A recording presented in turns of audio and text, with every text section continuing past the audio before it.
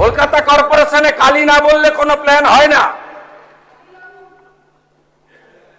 R Kali appointed by Camac street, সবাই জানে। তারাতলায় godown ভেঙে দুর্ঘটনার ঘটনাতেও নাম জড়িয়ে পড়ল অভিষেক বন্দ্যোপাধ্যায়ের।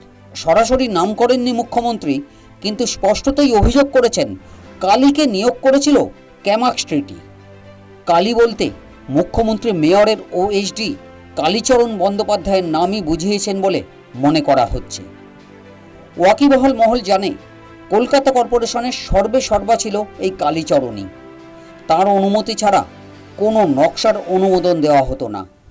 কলকাতা পুরসভায় নিয়োগ, কোটি টাকার টেন্ডার পাইয়ে দেওয়া, বেআইনি বহুতলের নকশায় অনুমোদন দেওয়া, সবই ছিল এই কালীর বাঁহাতের খেল। এই কারণেই মুখ্যমন্ত্রী বিধানসভায় দাঁড়িয়ে বললেন, কালীকে ধরলেই সব বেরিয়ে আসবে। আপনার কেএমসিতে কি হয়েছে আমরা জানি না, আপনার কালীকে তুললে সব বেরিয়ে যাবে। কলকাতা কর্পোরেশনে কালি না বললে কোনো প্ল্যান হয় না। আর কালি অ্যাপয়েন্টেড বাই ক্যামাক স্ট্রিট, সবাই জানে। 2010 সালে কলকাতা পুরসভায় কাজ শুরু করেন কালীচরণ বন্দ্যোপাধ্যায়। ফিরহাদ হাকিম তখন মেয়র পরিষদ ছিলেন। ফিরহাদ হাকিমের আত্মসহায়ক ছিলেন কালীচরণ। 2018 সালে ফিরহাদ হাকিম মেয়র হন।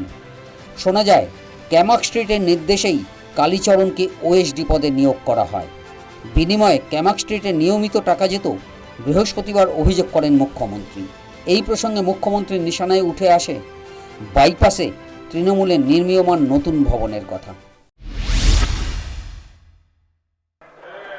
আর এই কালি বাইপাসের পাশে আপনাদের তৃণমূল ভবন বানাচ্ছে 200 কোটি টাকা দিয়ে। আর এখান থেকে টাকাটা তুলে ঘরে পাঠায়। আমরা সব জানি, সব বের করেছি, আমরা এফআইআর হয়েছে, আরো ব্যবস্থা নিচ্ছি। মুখ্যমন্ত্রীর কথাতে একরকম সাই দিয়েছেন মমতাপন্থী তৃণমূল বিধায়ক কুণাল ঘোষ। এখানেই থেমে থাকেননি তিনি। নাম না করে বরং তৃণমূলের মেয়র ফিরহাদকেই নিশানা করেছেন বেলেঘাটার বিধায়ক। মাননীয় মুখ্যমন্ত্রী বিধানসভায় যে স্টেটমেন্ট দিয়েছেন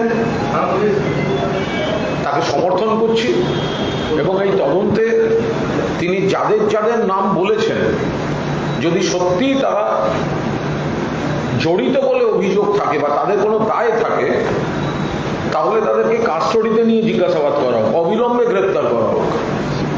যে শুধুমাত্র সামনে কয়েকজনকে দেখা যাচ্ছে তাদের নামে এফআইআর হলো এবং তাদের গ্রেপ্তার করে নেওয়া হলো, আর বড় নাম যদি পেছনে থাকে তাহলে সেটা শুধু রাজনৈতিক উদ্দেশ্যে বিধানসভায় ব্যবহার করা হলো, সেটা যেন না হয়।